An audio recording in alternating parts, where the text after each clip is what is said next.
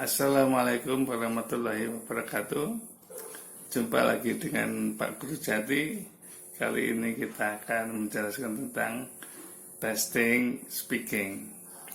Testing speaking itu kita harus melihat beberapa hal. Yang pertama, bagaimana kita mengajarkan speaking itu, atau bagaimana orang belajar speaking. Yang kedua, apa yang harus diukur kemampuan speaking itu. Dan ketiga adalah tingkat kesulitannya, bagaimana kita membuat soal yang bisa dipahami ya.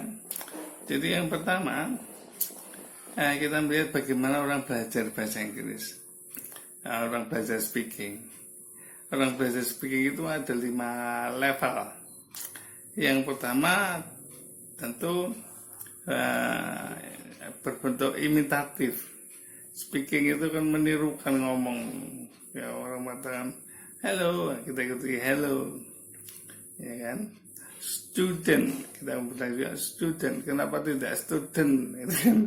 Tapi ada student, itu namanya imitatif, menirukan dengan pronunciation yang benar. Yang kedua, intensive speaking. Intensive speaking itu sudah mulai mengucapkan short utterances ya. Good morning, how are you? Tapi dia mengucapkan sendiri, produksi sendiri itu sih. Mulai menambah vocabulary dengan ucapan yang benar, produksi.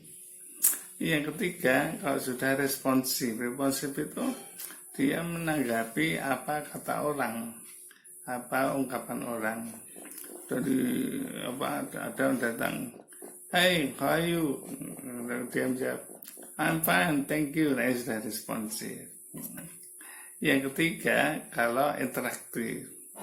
Keempat itu interaktif. Interaktif itu bentuknya ya dialog ya, atau discussion. Dia interaktif, ada interaksi antara orang satu dengan yang lainnya. Baik itu 2 orang atau dialog, atau banyak orang atau discussion. Nah, level yang terakhir disebut ekstensif. Nah, ekstensif ini biasanya berbentuk monolog kayak gitu kan. Misalnya kita mendengarkan seorang guide menerangkan situs pariwisata gitu. Nah, itu sudah ekstensif. Atau kita mendengarkan dosen yang sedang explaining, menerangkan sesuatu. Nah, itu juga kita sebut dengan ekstensif. Nah, kemudian dari tipe speaking tadi, orang belajar speaking tadi, kita lalu ukur, gitu. Yang diukur apanya, nah, gitu. Nah, yang diukur kalau speaking itu ada 6. Yang pertama, kita lihat bagaimana konten atau ide yang dibicarakan. Ya, kontennya realistik atau tidak, ya kan? Lalu masuk akal realistik ya, atau kemudian otentik atau tidak. Nah, itu udah kontennya. Yang kedua adalah organization, yaitu cara bagaimana menyampaikan ide itu. Yang ketiga language, ya, language ini yang pertama 3 ini. Dalam debate itu disebut konten atau ide itu disebut matter.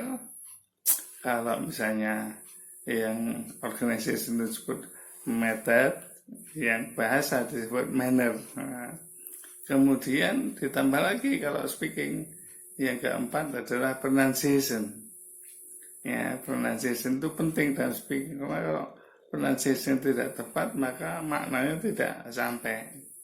Ada misunderstanding. Yang kelima adalah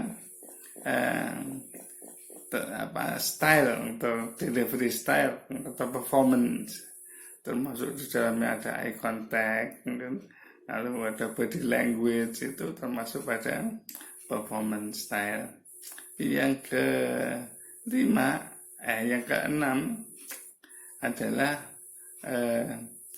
turn taking. Nah, ini khusus dalam discussion atau dialog gitu ya.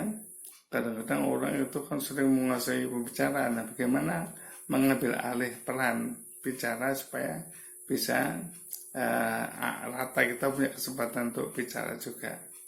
Jadi sekali lagi ada konten atau idea, ada organization, ada language, ada pronunciation, ada speaking performance gitu kan, atau delivery style gitu. Yang kemudian yang terakhir ada taking itu discussion. Nah kemudian level of difficulty untuk menilainya biasanya menggunakan Bloomfield taxonomy. Bloomfield itu sudah kita ketahui bahwa level pertama itu level understanding gitu kan. Jadi bagaimana dia memahami apa yang dibicarakan, bagaimana membicarakan dan sebagainya. Yang kedua adalah comprehension. Dia bisa menjelaskan dengan detail atau tidak. Ya. Kalau nomor satu tadi understanding itu hanya hafalan gitu. Nah sekarang yang comprehension ini berarti bisa menjelaskan. Yang ketiga adalah application. Dia bisa mengaplikasikan bagaimana memberikan contoh-contoh yang dia maksud itu tadi, aplikasinya bagaimana. Yang keempat pada level analisis, dia bisa menganalisa, ya, memberi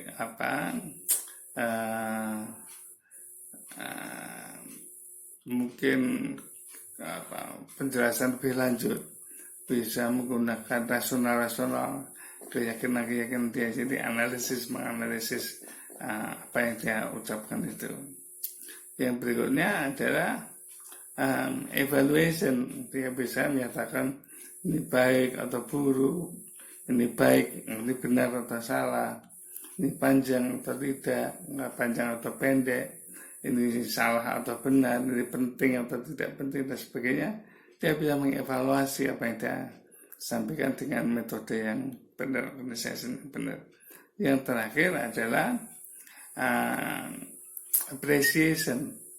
Appreciation itu dia sudah bisa menilai, bisa mengevaluasi, kemudian memberi masukan, criticism and suggestion. Nah, itu yang perlu disampaikan. Jadi kalau kita mau membuat mereka itu bicara yang masih levelnya rendah, ya kita berikan aja soal-soal yang masih level understanding gitu ya.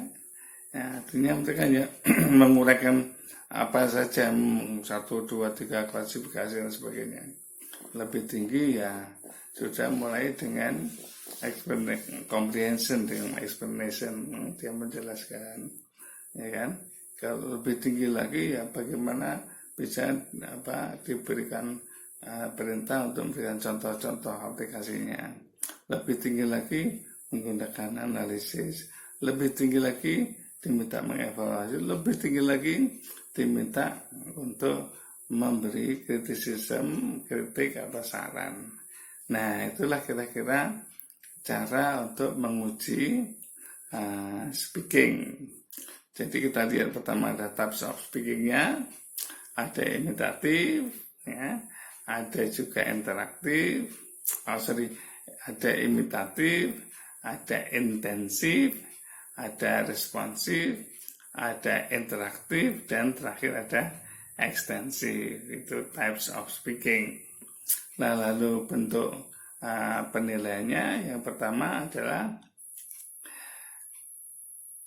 konten atau idea, organization, kemudian language, kemudian intonation atau pronunciation, kemudian performance style, delivery style, ya. Kemudian yang terakhir adalah taking. Level kesulitannya adalah understanding, kemudian comprehension, application, kemudian analysis, kemudian evaluation dan appreciation. Yang perlu diingat, yang namanya speaking itu kan penilaiannya holistik, berarti juga nanti penilaiannya model subjektif. Kalau subjektif tentu penilaian satu dengan penilaian bisa beda-beda. Maka di sini perlu diberikan rubrik yang jelas, scoring rubrik yang jelas. Maka nanti scoring rubriknya itu bisa meliputi keenam itu, ya, keenam penilaian yang tadi itu kontennya bagaimana. Kalau nilai A itu seperti apa uraiannya, nilai B itu seperti apa uraiannya, nilai C dan sebagainya. Jadi semua dinilai dari enam aspek itu tadi.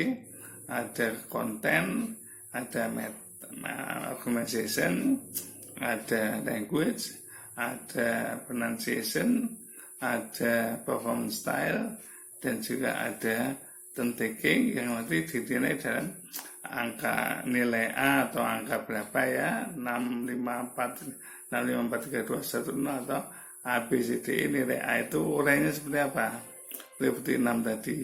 Nilai B uraian 6 tadi, nilai C 6 tadi, nilai D 6 tadi, nilai D, F 6 tadi. Diuraikan dengan kalimat-kalimat yang jelas. Oke, saya kira gitu dulu. Dan kali kita ketemu lagi dengan Pak Guru Jati. Assalamualaikum warahmatullahi wabarakatuh.